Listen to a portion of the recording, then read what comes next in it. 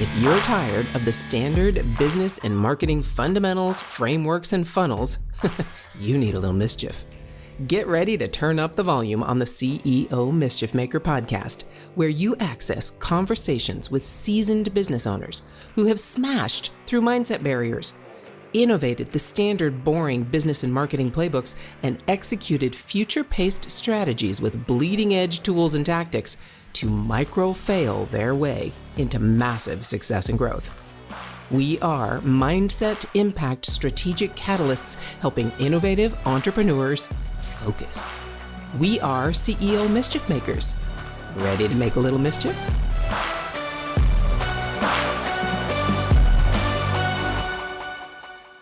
Hey, CEO Mischief Makers, welcome to the conversation. Mary Kathryn Johnson here, and I get to chat. I cannot believe it. I'm just telling you right now with this incredible human, right? I mean, incredible human, Tony Grebmeier. Tony, welcome to the conversation. Thank you so much for joining me. I'm honored to. Thank you very much for having me. I'm excited.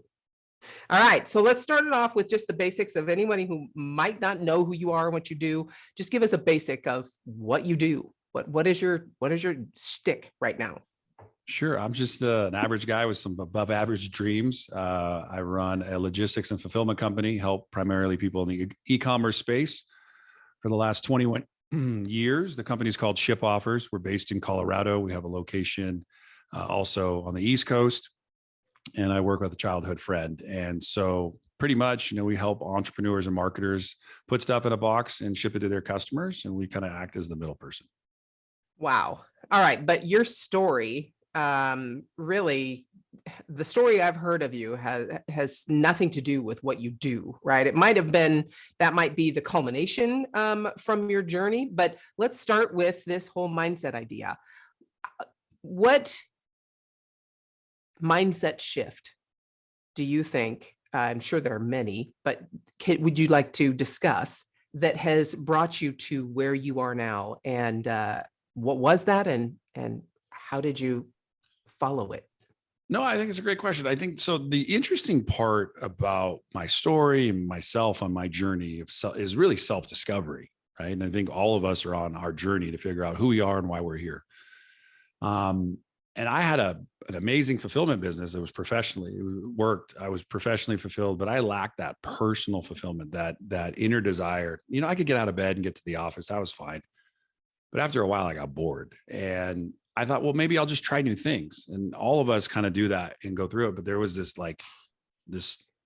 heaping mess in my gut, right? If you've ever ate something and you get that, it kind of tries to get back out of your throat. That was what I was dealing with on a daily basis. And what I came down with was, for me, it was I was always told what to do. I was always told what to do from a very small age. When I was born, I didn't talk until I was 4. I said 4 words. When they'd send me to preschool, all he wants to do is, ride a bike all day. He doesn't want to pay attention to what's going on in class.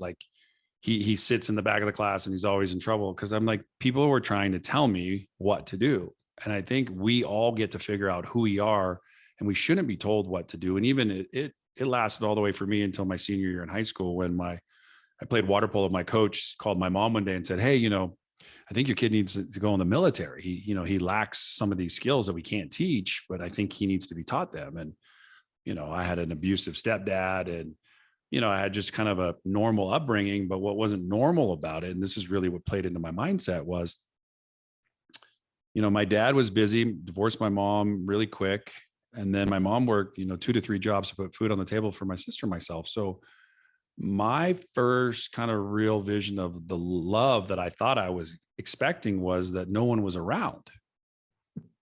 No one was around. But the reality was, my mom had to do what she had to do to put food on the table for my sister and myself. And she didn't know any better, because she was shown that same thing. So my mindset really shifted when I realized that we all have blind spots. And once they're exposed, they're no longer blind spots, they're just choices, right? And so once you decide that you want to do something about it, then you'll change. And it took me until I was 36, and I had my life kind of long epiphany. I thought, well, screw it. All the crap that I've been through, I've been married, had kids. I was $1 million in debt. Life was completely crumbling around me. I'm I'm done. I'm going to tap out. So I was going to commit suicide. And my buddy one day came to visit me as I was sitting on my couch writing my suicide note. And he said, Tony, your life has meaning and purpose, but how you're living it right now doesn't. And that clicked. I said, oh, how I'm living it doesn't. I said, well, I'm going to go figure out what my meaning and my purpose is. So he left. 45 minutes later, I had one other guy, a pastor buddy, come over and talk to me. And in that moment, my life shifted and changed forever, because he told me basically I could choose where everybody else was choosing for me. So my entire life, I was kind of like windshield wipers, just going back and forth. I'm like, you tell me this, I'm going to do this. And then I woke up one day and I'm like, no, I'm going to do what I want. I'm going to find true meaning and true purpose of my life. And I've been doing that. I'll be 50 this year. So some 14 years later, what I've done and implemented in my life is like, my only goal in life are two things: contribution and connection. And if I can do those two things, then my breakthrough happens with people that I work with or myself individually. I just got to get rid of the noise. Yeah. What do you want? Like, what's this all for? Why get up at 4 o'clock in the morning, right? Why go to bed? I get up about 5 and I go to bed around midnight. I have since I was 18 years old. But what's it all for? And that's really when I identified, like, I've been put here not only for professional fulfillment, but personal fulfillment. But I've been put here to help others find that calling for them and help people shift their mindset. And just that one thing, when you had been going along and switching to whatever someone said you had to do, you got to get married, you got to have kids, you got to get a job, you got to, invest in this, you got to do this, you got to buy this house, you got to do all the stuff that, whether it was personally or society or whoever was telling you this, we all get told this all the time, and you were done with it. And then finally someone said the word you needed to hear, and you were ready to hear it, which is, you have purpose. You're just not living it yet. You're just not choosing to live it. And you made a choice. It doesn't mean that all of a sudden the next day, life was beautiful and flowers and rainbows and wonderful, right? I mean, that mindset shift, what cascade of events did that have to put into place to finally 14 years later be sitting here chatting and impacting so many people? Yeah. Admitting that I was an alcoholic, right. And addicted to drugs. That was not something that was a blind spot. Like, I didn't know the pain that I was causing others. Right. So when I went through that whole kind of ordeal and then decided to do something about it, like everything to me in life is get into action, right? You're going to play a game of Monopoly. The first thing people will say to you is it takes too long, right? If you played the game, they say it just takes too long. I'm like, well, why don't we figure out how to have a little fun and speed this up, put a little bit of money on it. Like, let's make the game more interesting. If we lose your interest because the game is long, how do we make it where it's fun and we all buy in, right? And if we don't have buy-in, we usually lose interest. Yeah. And so once I got buy-in from myself, nobody else, once I got buy-in, like, hey, you can do this, but you're going to have to adjust some of the rules that you've been playing by. And so, when I've got help and I've been able to stay clean and sober, coming up on 14 years in December, all of the things that shifted for me was I walked in one day to a meeting and I heard what I needed to hear, and I haven't had a drink or a drug since. Yeah. So why me? Like, and sometimes I say, well, I'm only responsible for myself. Yeah. Everybody else has their own story and their own journey. So I don't get into it. But what I say is like, there'll come a time when you're sick and tired of being sick and tired of doing the same stuff every day, trying to get the same or different result, but nothing changes. Well, Jim Rohn talks about it. Tony Robbins talks about it. Zig Ziglar talks about it. You can go down the list from Les Brown and Wayne Dyer and all these greats. Yeah. Unless your thoughts change, you'll never change. So how you speak and think about yourself, once you make a shift there, everything else has a ripple effect. Yeah. And it does. And it takes time. You can speed it up by really focusing and being intentional about those things and catching yourself as quickly as you can with the self-talk and with the way that you present yourself. But it no matter what, it's not going to happen tomorrow. It has to be a journey. And because what happens, don't you agree that once that one mindset shift happened and then the next one and the next one, it really becomes exponential and 100%. faster. And just once that one changes, then another door presents itself and you've got to choose to open that door. Doesn't mean it's going to be easy. Doesn't mean it's going to be fun. It most of the time isn't. But don't you get addicted to that self exploration? Oh, 100%. And, the interesting epiphany I had to have for myself was everybody's addicted to something. Yeah. Right. So for me, I'm just addicted to mindset. I call it like deodorant must be applied daily. Otherwise you'll stink. Right. So you really want to get to that mind place for yourself. You're like, hey, this is something I got to do daily. David Goggins talks about it a lot. There's a great interview with him and Tom Bilyeu. David Goggins is like, I don't want the easy. Like if you come over to my house and you don't feel like working out today, and I buy into that, next thing I know, I'm eating a pizza and I'm probably eating ice cream. Yep. But if you motivated me when I have my bad day to say, hey, let's just go work out, even if it's just a walk, then we'll help each other. Right. So you also have to surround yourself with people who have similar, I think, goals and ideas and things that you're after.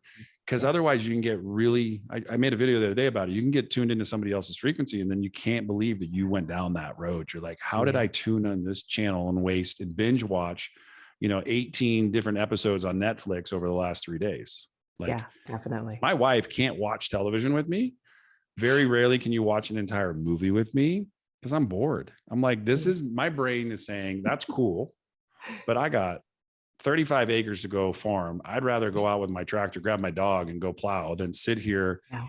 I've seen the movie 11 times or I already know how the plot ends. I'm like, I don't know how it ends on my farm. It's too new for me, but I need to go out there and do work. Right. So I want to stay busy. That's my mind. My mind needs to go, not sit still. Yeah. Yeah. And that, I agree. When I'm, I have no problem binging when I'm ready to shut my brain off. Yeah. But I agree with you. I can't, that can't be life. That's not what I do every night, all night, from 5 or 6 o'clock after dinner to 11 or midnight when I go to bed. 6 hours. Are you kidding me? That's almost a full day. Why would I waste it watching television? When I just got home from Europe, it was like another epiphany, a light bulb went off. And somebody asked me, how was it? I said, oh, it's good. Did you watch anything? I said, yeah, and I figured out this really cool hack on like United and Lufthansa. I said, when they play the ads, you just drag your finger and get it to the end. So you just scroll through and then I realized I was doing that for the movies. I was watching the beginning, the middle, and the end. I watched like 11 movies on the way home, right? But I watched probably one full movie if you collapse them all into, just one session. And that's also because I learned completely different than I used to. Like I retain information, like our conversation, I can retain everything we talked about pre-show, the middle, and at the end. And that's because I'm paying attention today to you.